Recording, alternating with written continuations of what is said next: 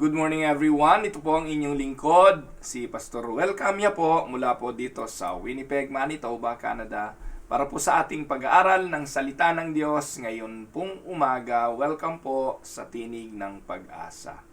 Dalangin po ng aking puso na datnan po kayo ng pamamahayag na ito na kayo po ay nasa mabuting kalagayan. Kung kami naman po ang inyong tatanungin sa dako pong ito ng Canada, awa po naman ng Diyos ay nasa mabuti po kaming kalagayan. Ang ating pong pag-aaral ngayong umaga, mga minamahal na mga kapatid, ay pinamagatan ko pong Essential Elements of Spiritual Growth. At atin pong babasahin ang talata sa 1 Peter chapter 2 verses 1 to 3. At samahan po ninyo akong magbasa. Ganito po ang sinasabi ng mga talata. Therefore, rid yourselves of all malice and all deceit, hypocrisy, envy, and slander of every kind. Like newborn babies, crave pure spiritual milk, so that by it you may grow up in your salvation, now that you have tasted that the Lord is good. Pagpalain naman ng Panginoon ang pagkabasang ito at pagkadinig ng kanyang mga banal na salita na sa umaga pong ito'y ating pagbubulay-bulayan. Sa sulat po rito ng apostol na si Pedro ay meron pong magandang makikita tayong katotohanan na ang buhay espiritual is an ongoing process of growth. So makikita po natin dito ang pahayag ni Pedro na bilang mga mananampalataya, hindi naman sa pagkasilang natin sa espiritual nating kalagayan, tayo ay agarang magiging mga matured sa ating pananampalataya. Inilarawan po rito na ang Christian walk o ang pamumuhay Kristiyano ay maaaring ihalintulad sa isang bagong silang na sanggol. Yan po ang binabanggit sa verse 2. Newborn babies that will crave pure spiritual milk. So, ang paglalarawan ay katulad ng sanggol na kailangang sumuso ng gatas upang ito ay lumago sa kanyang pisikal na kalagayan. In the same manner, ganun din naman sa buhay espiritual. Kapag tayo po'y naipanganak sa espiritu, ang espiritu'y ipinanganak tayo para sa ating kaligtasan, mamumuhay tayo bilang mga bagong mananampalataya. Sinasabi po ng Biblia sa Aklat ng Korinto na ang na kay Kristo ay bago ng nilalang, ang dating mga bagay ay nagsilipas na. Kaya nga po ang sabi ni Pedro dyan, therefore, rid yourselves of all malice, all deceit, all hypocrisy, all envy, and all slander of every kind. Pero ang tanong, paano natin yun matatanggal? Paano natin yun mapagtatagumpayan? Ang kailangan po roon ay spiritual growth. So we cannot get rid of ourselves of malice, deceit, hypocrisy, envy, slander, at ang mga bagay na immoral sa buhay kung hindi tayo magsisilago sa pananampalataya. Kaya mga kapatid, growth is essential and it is a necessity. Lahat ng may buhay, no po, ay hindi pwedeng hindi lalago. Growth is important to every form of life. Kapag hindi lumalago, maaaring walang buhay. Tandaan na lack of growth means deterioration, or going backwards, or lack of growth means stagnation, hindi gumagalaw, hindi nagbabago, but it breeds germs, disease, and death. Mabuti pa nga yung stalactite at stalagmite. Yung po yung sa mga kuweba, hindi po ba? Sabi nila, yun daw ay daan-daang taon. Ang bawat inches daw po ng stalactite. Ano ba stalactite? Ang stalactite yata yung pababa, stalagmite yung pataas. So anyway, hindi po ako sigurado. Pero yun daw pong growth ng stalactite at stalagmite ay napakabagal. Talagang it will take years and years bago ito mabuo. Pero buti pa ngayon at lumalago. No? Lumalaki. Wala namang buhay yun. No po? Pero lahat po ng may buhay, naniniwala po tayo, kay iyan germs, bacteria, o kung ano man yan, basically, it will continue to flourish, it will grow. So, growth is important to every form of life. And this morning, I would like to call your attention to some elements of spiritual growth. May mga bagay na kailangan in order for us to grow. Ang buhay pananampalataya is an ongoing process. Ongoing process of growth. Kaya nga po yung sanctification ay progressive. Pag tayo po ipinanganak sa kaharian ng Diyos, ng Espiritu Santo, tayo po'y mamumuhay sa kabanalan. At ito po'y patuloy na proseso hanggang sa pagdating ng ating Panginoong Hesukristo. Opo, meron pong mga biglaang palatandaan ng pagiging bagong nilalang. At yan po'y mababasa naman natin sa Biblia na may mga tao na noong nakatagpo ng Panginoon, katulad po ni Sakeo. Natatandaan niyo po ba si Sakeo? Isang maliit na lalaki na umakyat sa puno dahil curious siya kay Jesus. Gusto niyang makita. Subalit, pagtapat ni Jesus sa kanya sa puno, sabi ng Panginoon kay Sakeo, bumaba ka dyan, Sakeo. Ako'y pupunta sa iyong bahay. All the while, akala natin si Zacchaeus ang naghahanap kay Jesus, pero baliktad. It was Jesus who intended to go to Zacchaeus' home. Akala natin tayo yung humahanap sa Diyos, pero hindi po yung totoo. Ang katotohanan, Diyos ang humahanap sa atin. At kapag tayo natagpuan ng Diyos, ano po ang mangyayari? Hindi po pwedeng walang magiging pagbabago ang buhay. No po? At titingnan po natin yung mga essential elements na ito para ang isang mananampalataya ay magpatuloy sa kanyang paglago. Una, paano lalago kung walang buhay? So, ang unang-unang element of spiritual growth ay ano? Life. There must be life for growth. Yun po yung basic. Paano po lalago kung walang buhay? A lifeless matter cannot grow. Ganon din naman ang tao, hayop, o maging ang simbahan. Ang simbahan ay binubuo ng ng mga mananampalataya. Nowhere in the scripture that the word church refer to a building or a structure. Sa Bible po, kapag sinabi pong church, alam po natin na ang ibig sabihin nun ay mga mananampalataya o kalipunan ng mga mananampalataya. It is a living organism. And if a church is a living organism, because the church is the people, not the building, eventually the church will grow. Tama? Kasi living organism siya, katulad ng mga tao o anumang hayop. Kapag lifeless matter, it will not grow. Mananatili po yan na napatay. Pero kung buhay, lalago at lalago po. Ngayon po, sa Biblia, sinabi po ng Bible na tayo mga patay dahil sa ating mga kasalanan. We are all dead to sin. So in order for us to grow sa spiritual, ang unang requirements ay kailangan muna tayong mabuhay. At paano tayo mabubuhay? Kailangan tayong ipanganak na muli. So ano po ang sabi ng banal na kasulatan tungkol dito? 1 Peter 1. Puntahan po natin yung sinasabi ni Pedro. 1 Peter 1:22 hanggang 25. Ano po sabi niya? Now that you have purified yourselves by obeying the truth, so that you have sincere love for each other, love one another deeply from the heart. For you have been born again, not of perishable seed, but of imperishable, through the living and enduring Word of God. For all people are like grass, and all their glory is like the flowers of the field. The grass withers, and the flowers fall, but the word of the Lord endures forever. And this is the word that was preached to you.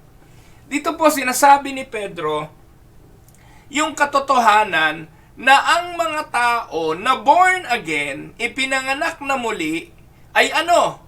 Sila'y nilinis na. Yung sa verse 22. You have been purified. Saan? Sa pamamagitan ng pagsunod sa salita ng Diyos. Sa pagsunod sa katotohanan. Natututunan nating umibig sa isa't isa dahil tayo'y mga ipinanganak na muli. So, in order for us to learn how to love, how to be a good brothers or as sisters in Christ, we need first to have life. In order to grow and to succeed in growing and continuously progress, ang kailangan po natin ay magkaroon ng buhay. Sa James chapter 1 verse 18, ano po ang sabi? He chose to give us birth through the word of truth, that we might be a kind of first fruits of all He created. Ang sabi ni Santiago, ang pagkakapanganak ay pagpili ng Diyos. Pinipili ng Diyos kung sino ang ipapanganak. Naaalala niyo po ba yung Juan 3, no po? Sabi po ni Nicodemo, papaano siya magmamana ng buhay na walang hanggan? Ano ang kailangang gawin? Ang sabi ng Panginoong Hesus kay Nicodemo, maliban ang tao'y ipanganak na muli, hindi siya sa anumang paraan makakapasok sa kaharian ng Diyos. The requirement in order for a person to enter the kingdom of God, he needs to be born again. Kailangan ipanganak muli. At ang pagkakapanganak na ito ay gawain ng Espiritu. Ang sabi ng Biblia, ang ipinanganak ng laman ay laman nga. Subalit ang ipinanganak ng Espiritu ay Espiritu nga. Ang malaking tanong, bakit ang tao'y kailangang ipanganak ng Espiritu? Because human is a spiritual being. Noong ang tao ay nagkasala, namatay ang tao sa espiritual. Kaya, aminin man natin o hindi, paniwalaan nyo man o hindi, kung ikay mananampalataya, alam mo na ang mga tao na hindi pa ipinapanganak na muli, hindi pa na-regenerate o hindi pa born again, walang iniwan sa living zombie. Ano po ibig sabihin ng living zombie? Buhay, gumagalaw, pero nabubuhay lang sa laman, sa pisikal. Pero yung kanyang espiritu, ito po yung nakikipag-ugnayan sa Diyos, patay yun. Wala tayong kakayahang makipag-ugnayan sa Diyos, wala tayong kakayahang hanapin ng Diyos. Lahat ng gagawin natin para sa relihiyon, sa kalagayang tayo patay sa espiritu, ay dahil lamang sa pagnanasa ng laman. It is not because of the desire of the Spirit. Kaya walang kabuluhan yon. Ang sabi nga ng Diyos, darating yung panahon. Sa Matthew chapter 7, may mga magsasabi sa akin, Panginoon, nagpalayas kami ng masamang espiritu, gumawa kami ng himala, gumawa kami ng mabuting bagay para sa iyo. Pero ano sabi ng Panginoon? Mangagsilayo kayo sa aking harapan, hindi ko kayo nakikilala, mga mapanggawa ng katampalasanan. Bakit? Kasi may mga taong kumikilos na mukhang relihiyoso, na ito yung sinasabi ni Apostol Pablo kay Timoteo, na may mga anyo ng kabanalan, pero tinalikuran naman ang katotohanan nito. Marami pong mga mapagkunwari sa mundo na ang akala nila pwede nilang dayain ng Diyos sa pamamagitan ng kanilang pagiging relihiyoso. Pero tandaan po ninyo, ang magiging katanggap-tanggap lamang na pagkarelihiyoso ay yung totoo, at ito'y magagawa lamang ng mga taong ipinanganak na ng Espiritu. Kaya kung hindi tayo na ipanganak ng Espiritu, lahat ng gagawin natin, sabi nga ni Solomon, ay walang kabuluhan. Everything will be in vain. At ito rin ang paninindigan ni Apostol Pablo sa Galacia.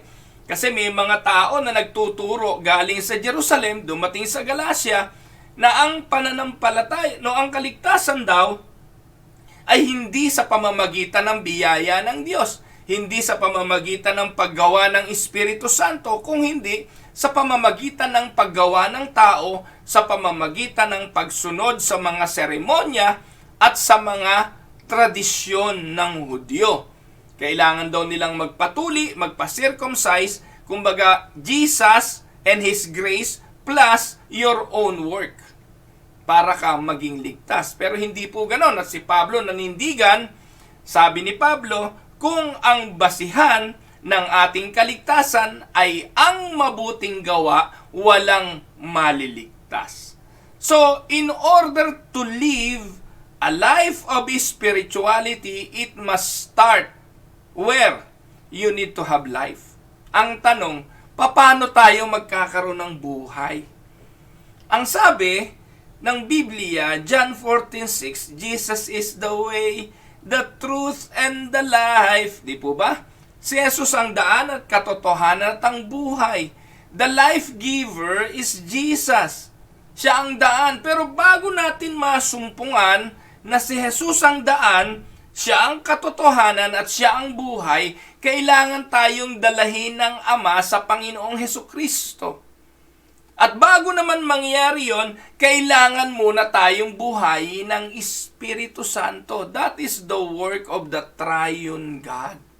Salvation will always be the work of a Triune God. Ang nagsugo sa Panginoong Hesukristo ay ang Ama.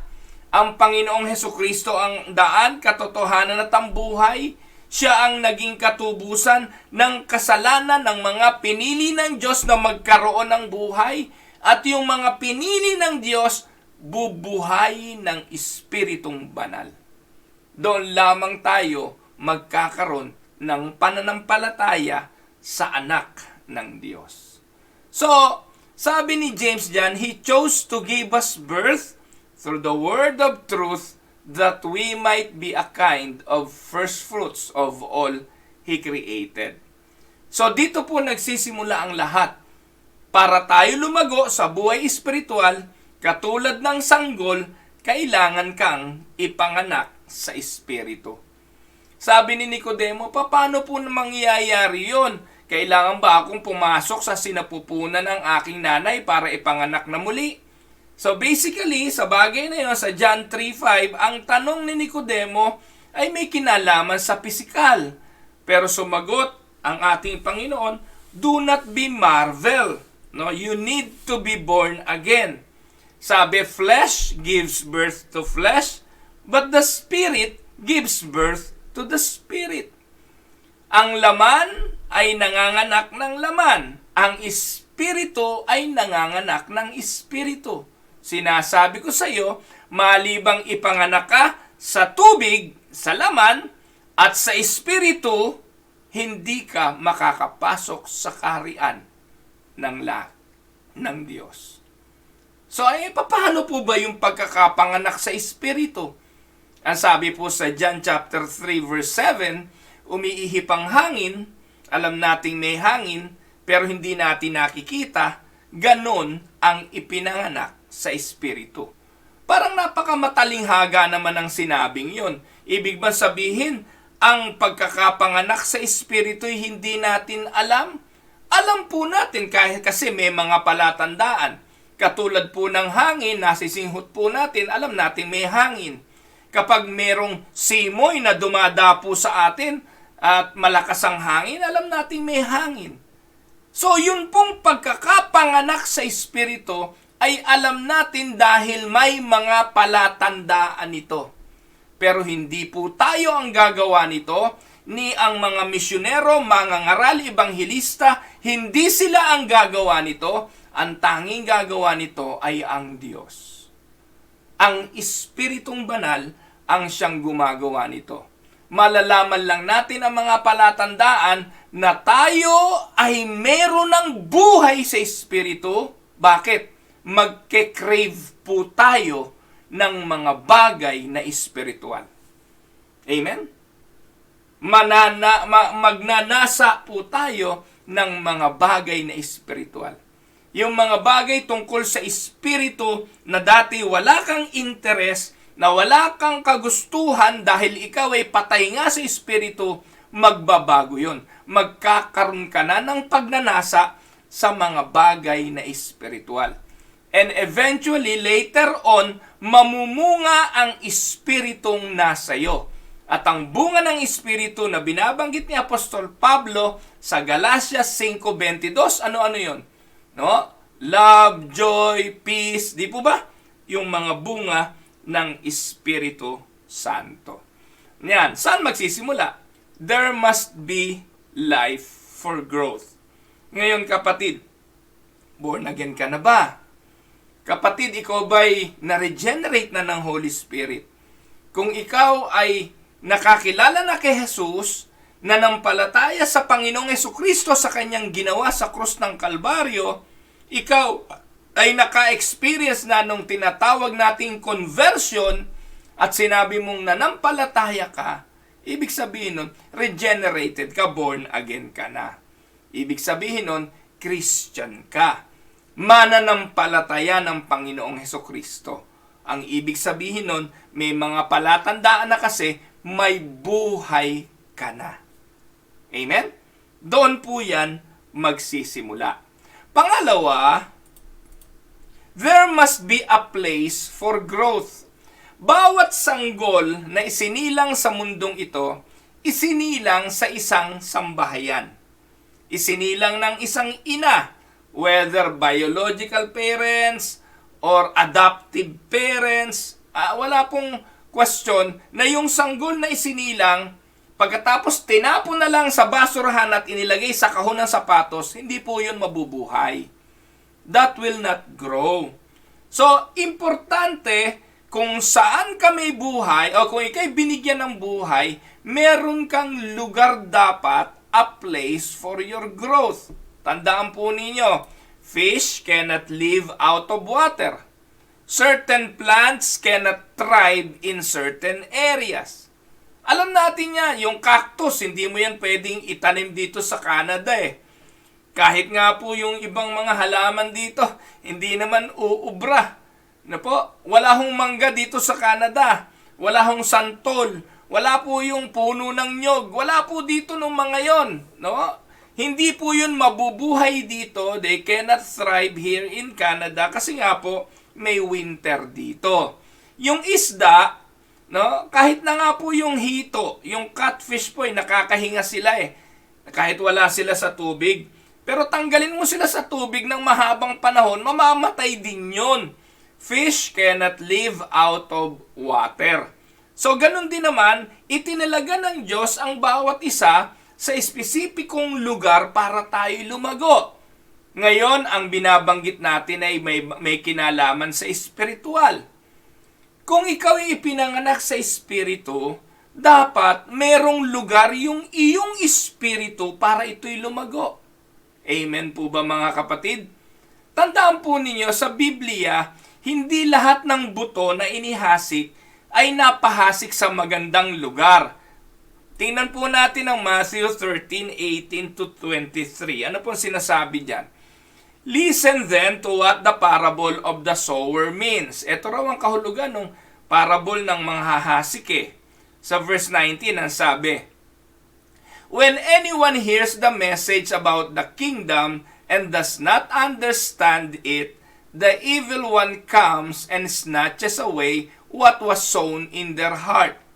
Yan. So tandaan po ninyo, yung salita ng Diyos ay katulad daw, o yung kaharian ng Diyos katulad ng mga hahasik. Merong sowers. Inihahasik niya yung buto, at yung buto na inihasik, kapag bumagsak yan at hindi naintindihan ng tao, kukunin lang yan ng evil. At ito'y tatanggalin sa kanyang puso. No po? Hindi niya yun maiintindihan. Ngayon, ang sabi, this is the seed sown along the path. Ito yung mga buto na napahasik sa tabing daan. No? Sa tabing daan, bumagsak yung lupa, lari naman nangyari. Hindi po lugar para sa taniman yung tabing daan. Bakit? Yung tabing daan, laging niyayapakan yun, walang lalago doon. Pagkatapos sa verse 20, the seed falling on rocky ground refers to another heart. No po? Rocky ground. Magtatanim ka ba naman sa batuhan? Alam mo na yung ugat ng halaman hindi makalalago sa batuhan. Katulad po nung nasa PowerPoint natin na yan, no? Meron nakasingit na buto doon sa crack ng bato, pero hanggang dyan na lang yan. Kung yan po ay fruit-bearing trees, makaaasa ka ba na yan ay magbubunga sa lugar na yan? No. Eventually, time will come that that plant will wither and it will die a natural death. So, dalawa na po yon sa tabing daan, sa batuhan, tapos meron din naman among the thorns. Ito yung nasa dawagan o nasa tinikan. Pag napahasik doon ang halaman, yes, sisibol, maaring sabay sumibol katulad ng damo, pero mas makapangyarihan ang damo. Kalaunan, ano mangyayari? Yung damo ay magtatagumpay, papatayin din ito yung halaman na itinanim mo sa dawagan. Pero merong babagsak sa mabuting lupa. At anong sabi? The seed falling on good soil refers to someone who hears the word, understand it, and this is the one who produces crop. No, di ba? Ang ganda niyan eh. Kapag napahasik sa mabuting lupa, ito yung mga lumalago. Ngayon kapatid, kung ikaw ay binuhay na ng Espiritu, nananampalataya ka na sa Panginoong Hesus, ang tanong, nasaang lugar ka para ikaw ay patuloy na lumago? Pastor, nanampalataya na ako, okay na yon. Wala nang simba-simba, wala nang dalo-dalo, hindi ko kailangan ng pastor. Kailangan ko, ako lang magbasa ng Bible, okay na yon. Mga kapatid, tama ho kayang katuwiran yung mga ganon?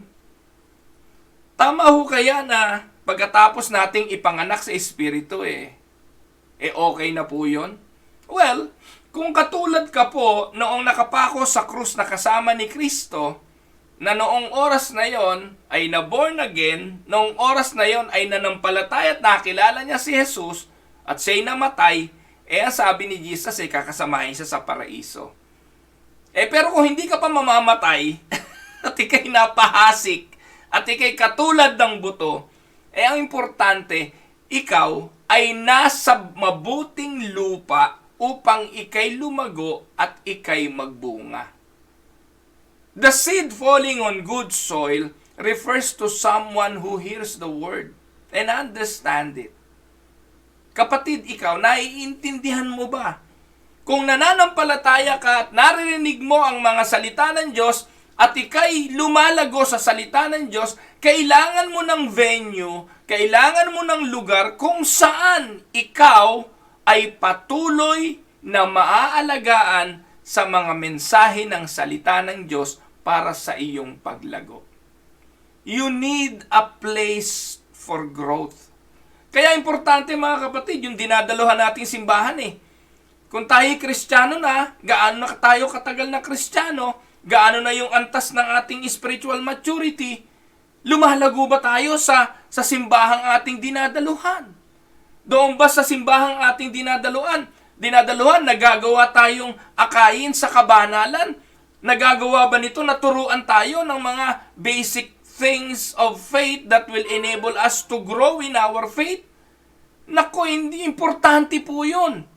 Importante rin ang salita ng Diyos at ang pag-aaral ng salita ng Diyos. Kasi ito ang pagkain Mamaya atin niyang makikita. Ano po ang sabi pa ng Bible sa Psalms 1:3? That person is like a tree planted by stream of waters, which yields its fruit in season, and whose leaf does not wither, whatever they do prosper. Ito ro yung matalinong tao Ito ro yung tao na ang buhay ay katulad ng puno na napatanim sa siping ng agos ng mga tubig. Kaya kailangan natin ng place to grow. We will not grow in a stony place. Hindi tayo lalago sa dawagan, sa tabing daan. Importante, nandun tayo sa lugar kung saan ang purong salita ng Diyos, ang pag-aalaga ng espiritual ay nagaganap. Amen? Kaya kapatid, kapag nasa isang simbahan ka kung saan ang mensahe ng salita ng Diyos ay laging binibigyan ng pagpapahalaga, na hindi lang yung mga material na bagay at physical na bagay ang pinapahalagahan, magpasalamat ka. Kasi sa panahon natin ngayon, ang hinahanap ng mga tao, enjoyment ng physical life, maging sa spiritual. Kaya naghahanap sila ng mga simbahan na mag-steer ng kanilang emotion na nahanapin nila ang comfort maging sa pagsamba, hahanapin ang saya, hahanapin ang ligaya maging sa pagsamba. Mali po yun. Mali ang priority ng simbahan yun. Ang simbahan ay hindi dapat umaaliw sa mga kambing para ibigay ang gusto ng kambing. Ang simbahan ay naroon at lugar para ang mga tupa ay palakasin. Pero paano lalakas ang mga tupa kung ang pagkain ibinibigay mo sa tupa ay pagkain ng mga kambing? Kaligayahan ng mga kambing, saya ng mga kambing. No? Kaya no wonder sa panahon ngayon, ang simbahan binago eh. Talagang totally, ang simbahan ngayon, hindi mo na makikilala, masahol pa sa diskuhan pag ikay pumunta sa simbahan. Saan ka nakakita simbahan ngayon? Papatayin ng ilaw at stage lang ang may ilaw. Napakadilim. Para Para maging tagapanood ang mga tao, tagapalakpak ang mga tao at i-steer ang emotions ng mga tao sa pamamagitan ng ilaw at smoke. Can you imagine? May smoke effect pa. I've been seeing those kind of churches nowadays. But itong mga simbahang ito, they don't preach about doctrines anymore. They don't preach the truth of the Word of God. Nandun lang yun para umaliw ng umaliw sa mga mananamba. Pasayahin ang mga mananamba at ibigay ang mga mensaheng gustong marinig ng mga mananamba. Pero ano po sinasabi ng salmista? Psalms 92:13, 12-13. Ang sabi po, the righteous will flourish like a palm tree. They will grow like cedar of Lebanon, planted in the house of the Lord. They will flourish in the courts of our God. So it is very important mga kapatid, you are planted in the house of the Lord. In order for you to flourish, in order for you to grow, yan binabanggit sa Psalms 92, you need to be part of a growing, faithful church of God. Local church. I am referring to a local church. Kaya, Pastor, kailangan ba talaga meron akong dinadaluhan church? Yes. Not just for fellowship, but for your growth. There must be a place for growth. Kung paano ang isda ay hindi mabubuhay nang wala sa tubig, o yung mga certain plants cannot thrive in certain areas, ganun din ang buhay espiritual. Kung gusto mong patuloy na lumago, hindi lang buhay ang kailangan mo, kung hindi place for you to grow. So, ito po ang katotohanan mga kapatid. Evil association. No po? Tandaan po na spiritual growth takes place in Christ. Ito po muna. Sabi po ng Ephesians 4:15-16, instead, speaking the truth in love, we will grow to become in every respect the mature body of Him who is the head, that is Christ. From Him, the whole body, joined and held together by every supporting ligament, grows and builds itself up in love as each part does its works. So ano po ito? Ito po yung iglesia eh. Sulat po ito ni Pablo sa iglesia sa Epeso. Ano ang sabi niya? Dapat kayong magsalita ng pag-ibig sa isa't isa at kayo ay dapat lumago. You need to grow. By doing so, we will grow to become in every respect the mature body of Him who is the head. You need to be part of a local church. Christ is the head of the local church. So verse 16, kay Kristo ang buong katawan ay nagkasama-sama. No, pinagsama-sama tayo ng every supporting ligament. At ang intensyon is for us to grow and be built up. Kaya nga sabi, tayo magkakasama sa church, hindi pwedeng sabihin ng mata, hindi ako ilong, hindi kita kailangan. Sa unang Korinto 12, binabanggit doon na tayo'y parte ng katawan ni Kristo. Spiritual growth takes place in Christ. And by doing so, we will serve also in the body of Christ. Amen? Kaya, we need to be equipped. Where? We need a place for equipping. Where? in the church. At sa church, doon din natin i-exercise ang ating mga spiritual gift. Doon din natin gagamitin ang ating mga natutunan para sa ministeryo. Hindi naman po pwedeng maglingkod agad yung hindi naman matured. Amen? Yung mga bata, hindi ho natin pinagagawa ng gawaing matanda. No, kaya yung nakakakita po ako ng mga bata na pinagpipreach sa pulpito, yun po napakalaking kahibangan na ginagawa ng mga pastor ngayon eh. Sipin nyo, baby, nando sa pulpito, may hawak ng mikropono at binabanggit yung mga kinabisang mga talata para sermonan yung matatanda. Yun po mga kapatid ay hindi matuwid na ginagawa ng simbahan. Anong ibig nyong palabasin doon? Samantalang minimorya lang naman ang mga bata yung mga sinasabi nila. At yun po'y nagtuturo pagdating sa mga batang ito ng mga katuroang taliwas sa sinasabi ng banal na kasulatan. Kung yung babae nga hindi pinapatayo sa pulpito, bata pa, sanggol pa. Pero ito po'y pinapalakpakan na maraming mga tao. At nami-misquote po nila yung sinasabi sa aklat ni Joel na darating yung panahon na ang aming mga kabataan ay magsasalita na. Kay Joel nga, kabataan, hindi sinabing baby eh. So we need to grow first. No po? And that involves physical and spiritual. Si Jesus, mga kapatid, ay iisang beses lang sa Bible, 12 years old, pumunta sa templo. At nakipagtalastasan po siya sa mga matatalinong tao sa templo. That was the only incident. Pero pagkatapos po, noon wala na tayong nakita na si Jesus, nung bata ay nangaral at nag-preach. No po? Hinintay nga niya ang 30 years bago niya gawin ang kanyang ministeryo. At ang sabi ng Bible, si Jesus ay lumago saan? Physical, mental, spiritual, lahat ng aspeto. He grew into a complete stature of being a human. And at the age of 30, he began to preach.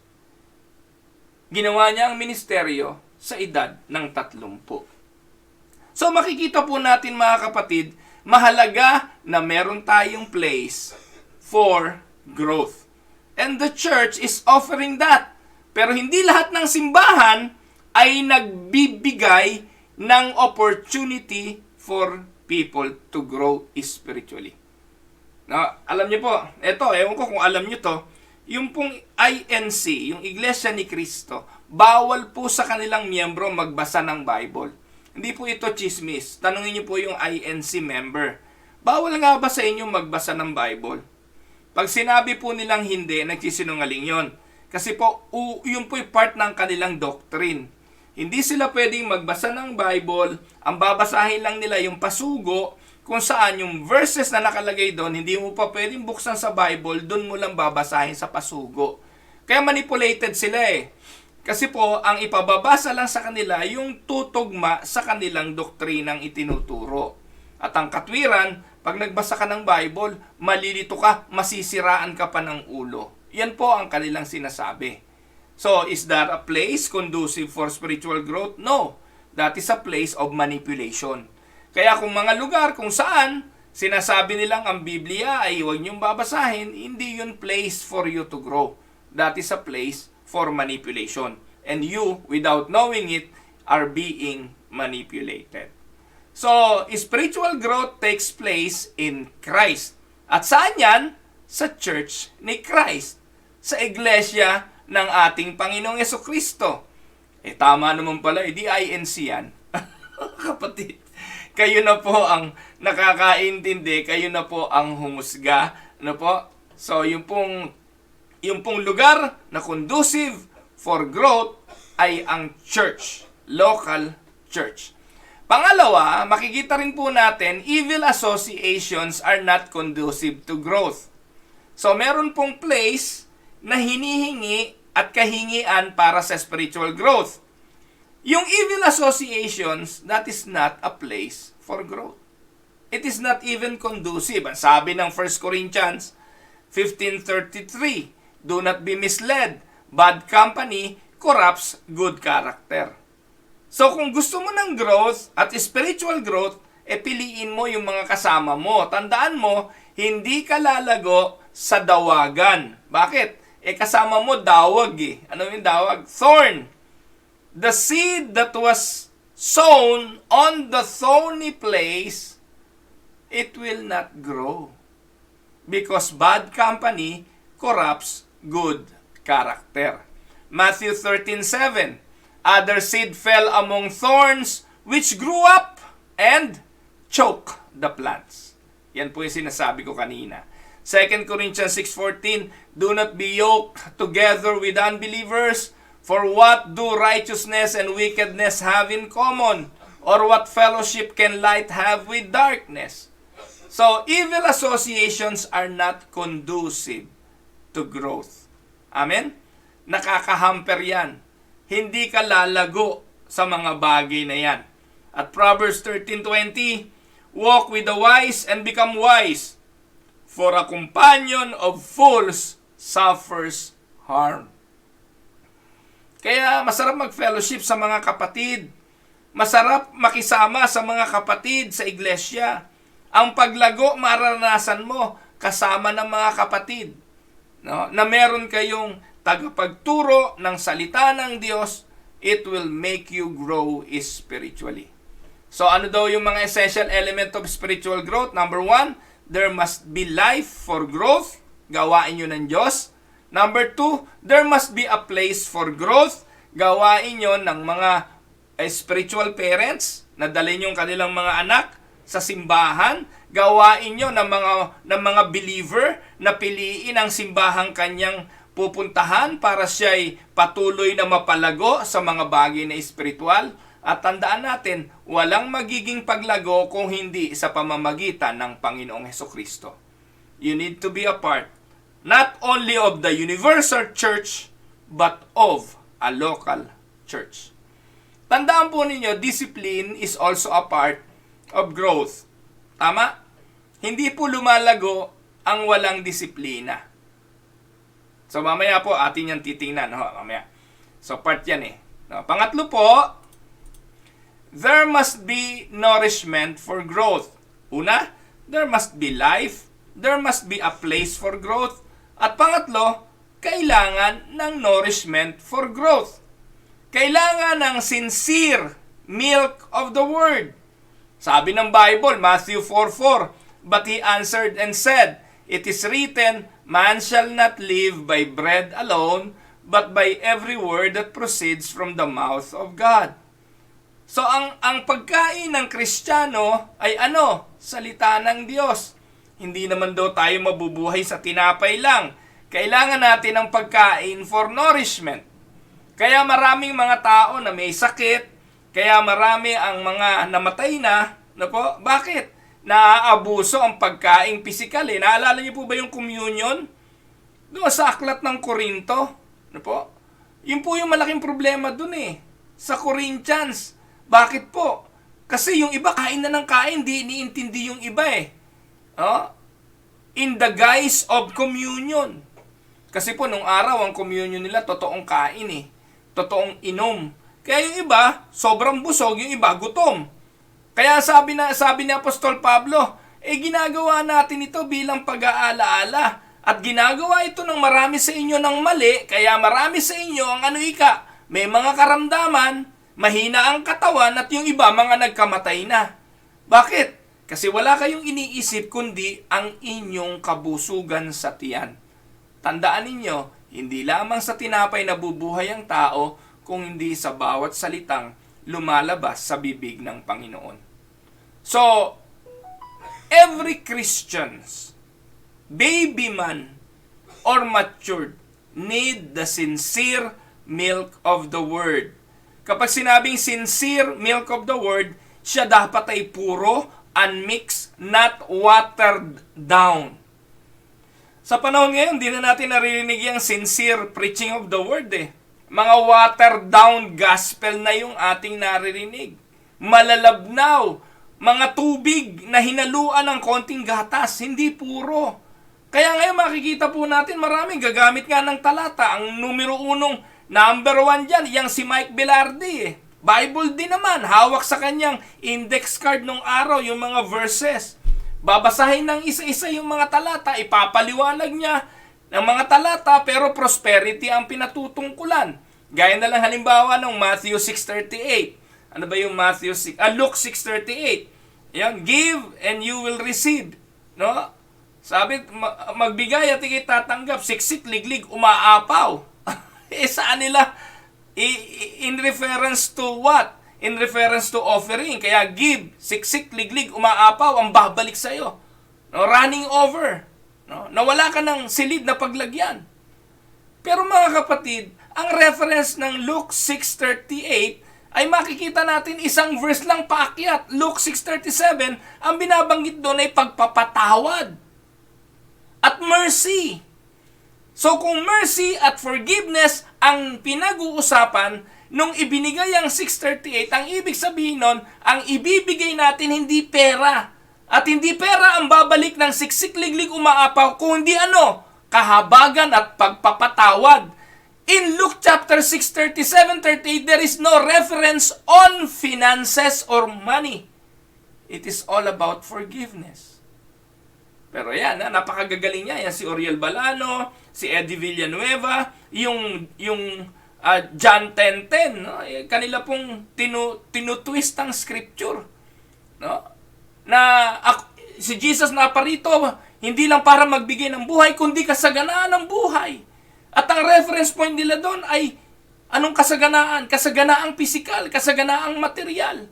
Ang binabanggit po roon na buhay, mga kapatid, ay zoe. Hindi bios sa Greek. Kaya nga yan si Eddie Villanueva, meron yan Zoe TV dati eh. Ano yun? That is spiritual life. Yun ang John 10:10. Hindi bios, which is in reference to biology or study of human or life form. Hindi po material or physical. Mga kapatid, nakakalungkot pero ganun sila mag-twist ng Biblia. Kaya paano ka lalago sa ganong klase ng mga simbahan na ang mga pinagtututuroy out of context at madalas may kinalaman lang sa mga bagay na material. Yung talata sa Isaiah 53, by His wounds we are healed. Ano ba naman ang turo ni Eddie Villanueva doon?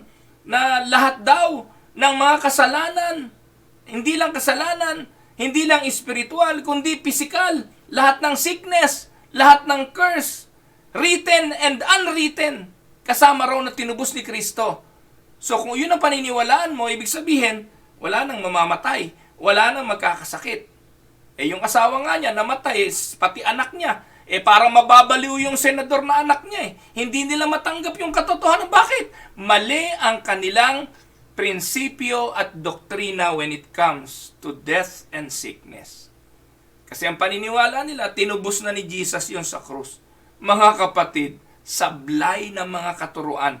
Kaya walang growth, walang spiritual growth. Na ang sabi ng Bible, hindi tayo lalago without proper nourishment. Kung linggo-linggo ang ipinapakain sa inyo ng pastor ay puro devotion na lang. Puro devotion na lang ang naririnig nyo. Mga kwento, nahahaluan lang ng konting Bible verse, yun po'y malabnaw na mensahe ng salita ng Diyos. Anong magiging paglago ninyo sa devotional? Gayong ang devotional nakasalig sa mga karanasan ng tao na hindi natin pwedeng gawing doktrina na dahil naranasan niya ay mararanasan mo rin. Hindi po ganon. We cannot make a devotional teaching a doctrinal teaching that will stand the test of time. Ano ba ang spiritual diet mo, kapatid? Every Sunday, kumusta ka? Anong kinakain mo? Anong spiritual diet ang isinusubo sa inyo ng pastor? Masustansya ba? Magiging daan ba para kayo lumago? Araw-araw, may mga nagsesermon kayong pina-follow. May mga pastor kayong sinusundan. Bakit nyo sinusundan? Para lang kayong mabati ng happy birthday dahil bati ng happy birthday yung pastor na sinusundan nyo. O kaya yung puro patawa, na hindi naman nakakatawa. Yun ba ang gusto ninyo? Ano po ang inyong diet? Spiritual diet every Sunday? Puro pambata? Cerelac at ang pinapakain magpahanggang ngayon. Kaya lang kayo kakain ng karne. Alam niyo po mga kapatid, ano sabi ng Hebrews, John 6:63. It is the Spirit who gives life. The flesh profits nothing. The words that I speak to you are spirit and they are life. Yan ang sabi ng Panginoong Jesucristo. Ang Espiritu ang nagbibigay buhay, walang pakinabang ang katawan. The words that I speak to you are spirit and they are life. Psalms 19:8. The statutes of the Lord are right, rejoicing the heart. The commandment of the Lord is pure, enlightening the eyes. Amen? There must be nourishment. Opo. At sincere word ang dapat. Proper diet is necessary for babes. Meat for mature. Magkaiba pagkain mga kapatid. Ang pagkain po ng mga bata ay pagkain pambata. Ang pagkain ng mga mature ay karne. Kaya tama naman po na tinuturuan din ng mga bata separately sa kanilang mga Sunday school class. Dahil hindi naman nila pwedeng kainin yung kinakain ng mga matatanda. Di nila kaya yon, no po? At minsan, yung mga sanggol, di naman natin susubukan ng karne. That will not benefit them. Kaya po, anong sabi ng Hebrews 5:12-14? In fact, though by this time you ought to be teachers, you need someone to teach you the elementary truths of God's Word all over again. Ito po, masakit no po? Yung bang tipong, ikaw ay hindi na bata pero Cerelac pa hanggang ngayon ang dinitira mo, hanggang ngayon ay pa rin ang tinitira mo, samantalang ang sabi po ng sumulat ng Hebreo, dapat ngayon, ang kinakain mo hindi na pambata. Pero hindi mo pa nga kaya yung elementary truths of God's Word. Ang kailangan mo ay gatas, hindi solid food. At anyone who lives on milk, being still an infant, is not acquainted with the teaching about righteousness. Can you imagine that? Nakakalungkot na napakatagal mo ng Kristiyano pero hindi ka pa acquainted with the teaching about righteousness. Bakit? Kasi mali ang lugar mo Mali ang pinakikinggan mong pastor Ang pastor na pinakikinggan mo, puro devotional lang Tapos ang pinakikinggan mo, puro kwento lang No? Ano po ang sabi ng verse 14? Solid food is for the mature, who by constant use have trained themselves to distinguish good from evil. Importante nourishment, kapatid. Katulad din yan ng pagkaing pisikal. Kung nakakapamili ka na ngayon ng kakainin mo, ibig sabihin yan, matured ka na. Kasi ikaw na pumipili Pero yung mga bata, wala silang kakayahang pumili. Kaya dependent yung mga bata saan? Sa kung anong isusubo lang sa kanila. Ano po? Wala silang choice kasi wala naman silang muwang. Ganon din naman sa espiritual. Kung bago ka lang mananampalataya at kaboborn again mo lang, naku kapatid, matuto kang mag-aral at makinig ng salita ng Diyos. Kasi baka mapunta ka sa mga pastor na kung ano lang ang gustong isubo, yun ang isusubo sa'yo.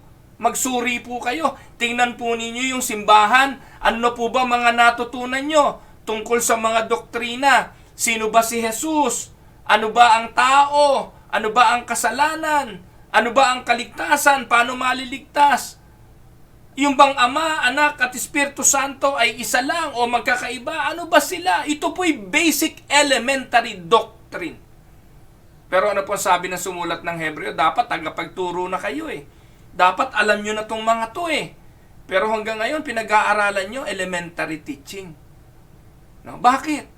Kasi nasanay kayo na dapat ang kinakain nyo karne na, pero hindi. Ang bagay pa rin sa inyo ngayon, gatas. Hindi kasi kayo naturuan. Hindi kayo nabigyan ng proper nourishment. At ito po ang pinakamasakit na katotohanan at napakarami ko na pong narinig. Pastor Ruel, bakit hindi namin alam yan? Bakit ngayon lang namin narinig yan? Ang tagal na namin.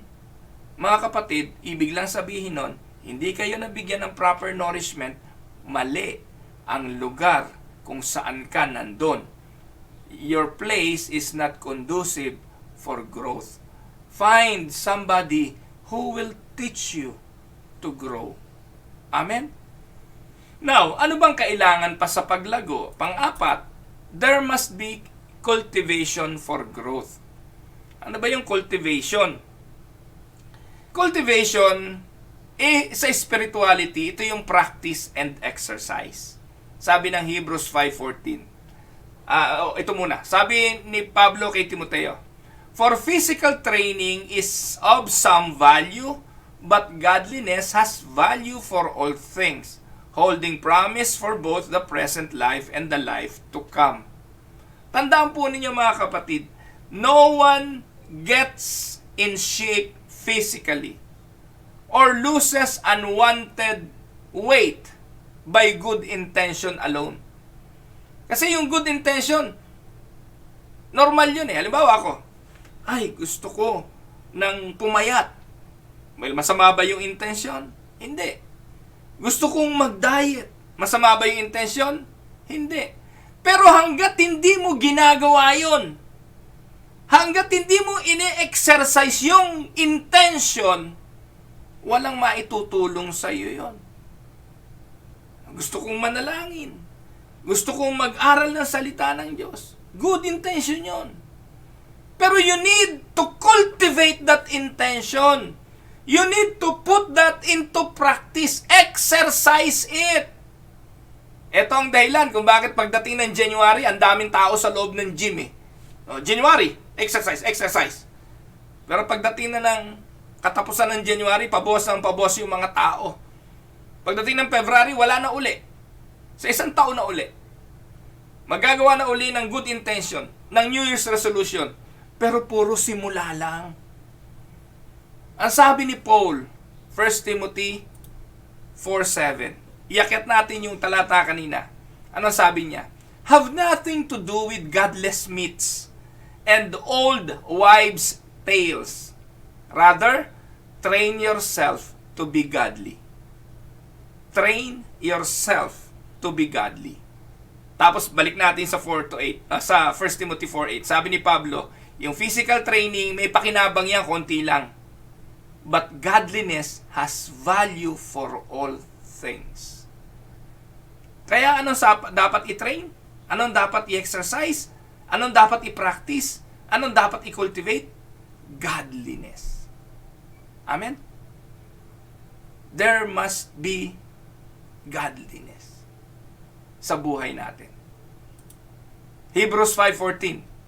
But solid food is for the mature, who constant use have trained themselves to distinguish good from evil. Solid food naman kailangan. Kasi nag-e-exercise naman eh. Pagkaing espiritual, malalim-lalim naman ang kainin. Hindi yung pati pag-aaral, kinatatamaran. Pagbabasa ng Bible, kinatatamaran. Paano tayo lalago? Pananalangin, kinatatamaran. Yun yung spiritual exercise eh. Breathing, di ba? Inhale, exhale. Inhale, exhale. Exercise na rin po yun eh. Deep breathing, importante yun eh. Kailangan ma-achieve mo. Kaya pag nagja-jogging ka, kailangan ma-achieve mo yung hingal eh. Yung hingal na hingal ka. Bakit? That is good for the heart. Hanggat hindi ka humihingal, hindi mo na exercise yung lungs, hindi mo na exercise yung heart. Kaya nga tayo nag-exercise eh, para ma-achieve natin yung hingal. Pero sa spiritual, walang kahingal-hingal. Sa spiritual, wala hayay-hay. Sa spiritual, may ginagawa ba tayo para humingal? Wala. Prayer meeting, hindi nadalo. Bible study, kinatatamaran. Doctrinal class, every other week na lang, ayaw pang dadalo. Paano ka lalago? How will you become healthy? Tapos pag linggo, tulog. Nandun nga, natutulog naman sa sermon. How will you grow? You need to cultivate. You need to practice for spiritual growth. Sabi ni Paul, train yourself in godliness. Amen? Kaya mga kapatid, lagi ko sinasabi, ang tinig ng pag-asa hindi to para sa inyo. Secondary lang kayo. Sorry no, masakit man siguro para sa inyo, pero ginagawa ko ito para sa akin. I trained myself. Opo. Para kanino? Para din naman sa mga pinaglilingkuran ko. Hindi po ako tumitigil sa pag-aaral, hindi po ako tumitigil sa paggagawa ng mensahe, hindi po ako tumitigil sa pagbabasa ng Biblia para sa sarili ko, para may maibigay ako. I cannot give what I don't have. Kaya yung mga pastor na wala nang maibigay, wala na rin kasi sila. Sagad na. Alam niyo po mga kapatid, I've been a pastor of one local church for 9 years. 9 years. Sa Cavite City, sa Caridad. Ewan ko po, mga kapatid, kung meron pong makakaalala doon na minsan ay umulit ako ng sermon. Kasi nag-archive ako eh. Meron nga ho dong kababaihan na lahat ng sermon ko, isinulat niya. Nilista niya, simula nang umatin sa church. Sinulat niya. Tapos nung paalis na po ako, binigay po sa akin yung kopya. Ubod ang dami. Kaya pong gumawa ng 1 buong libro. Pinagtsagaan niya po, isulat niya. Yung kanya yung reflection. Yung kanya reflection sa mga sermon ko. Pero alam niyo po, doon sa kanyang mga notes na ibinigay sa akin, hindi ako nakakita ng sermong inulit. Hindi ko po alam itong mga kapatiran ng Winnipeg Unida. I've been here for 11 years now. 11 taon. Ewan ko po kung nakaalala sila ng sermon na inulit. Hindi po ako mahilig mag-ulit ng sermon. Bakit po? Kasi araw-araw po nag-aaral ako ng salita ng Diyos. I make it a point na pakainin ang buhay ko ng mga pagkaing espiritual. Kasi wala akong ibibigay kung wala akong kinakain. Amen? Po. Kaya ang tinig ng pag-asa, personal study ko po ito, binobroadcast ko lang. Sermon na isinesermon ko sa sarili ko, ibinadamay ko lang kayo. This is my way of practicing, exercising, cultivating my life for spiritual growth. Amen? Anong oras na ba? Yan, nakakaisang oras na po pala tayo. Panghuli na po tayo. 5 lang naman ito. Last, there must be patience for growth. Ito, mahalaga ito. Wala pong paglago kung walang pagpapasensya. Lalo na yung mga magulang, danas nyo naman yan eh. Mula po sa pagsilang yan, pagpapasensyahan mo yan, iiyak yan, hindi mo alam kung bakit. Ba't ka naiyak, anak? Nasakit ba tiyan mo? O, pahid ng asete de manzanilla.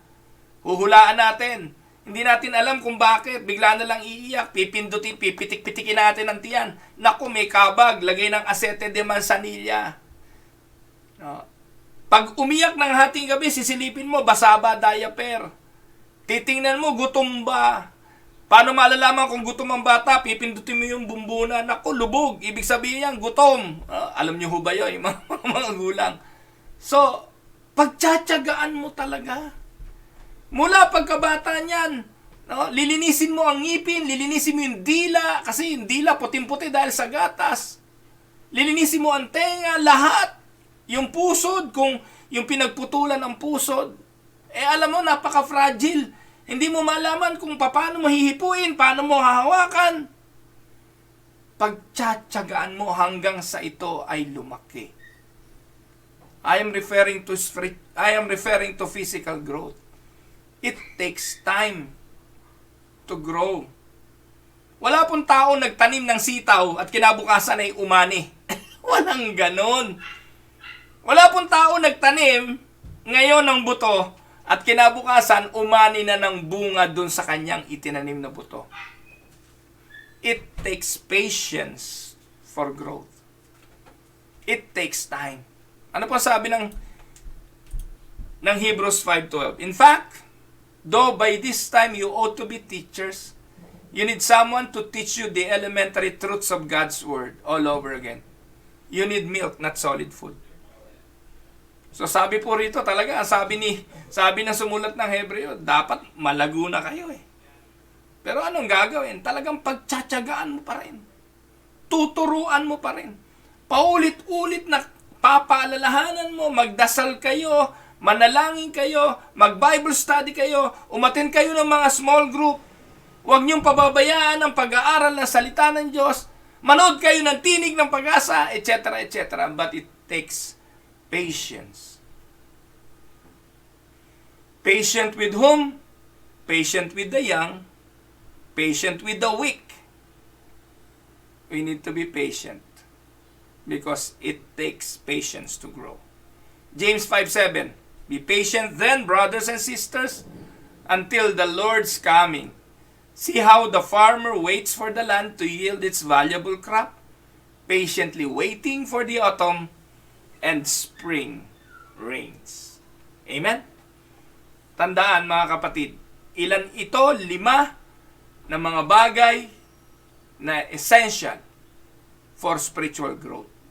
Essential element for spiritual growth, there must be life for growth, there must be place for growth, there must be nourishment for growth, there must be cultivation, and the last, there must be patience for growth. Mga kapatid, dito po ang inyong lingkod, si Pastor Ruel Camia po, mula po dito sa Winnipeg, Manitoba, Canada, para po sa pag-aaral ng salita ng Diyos dito po sa Tinig ng Pag-asa. God bless everyone.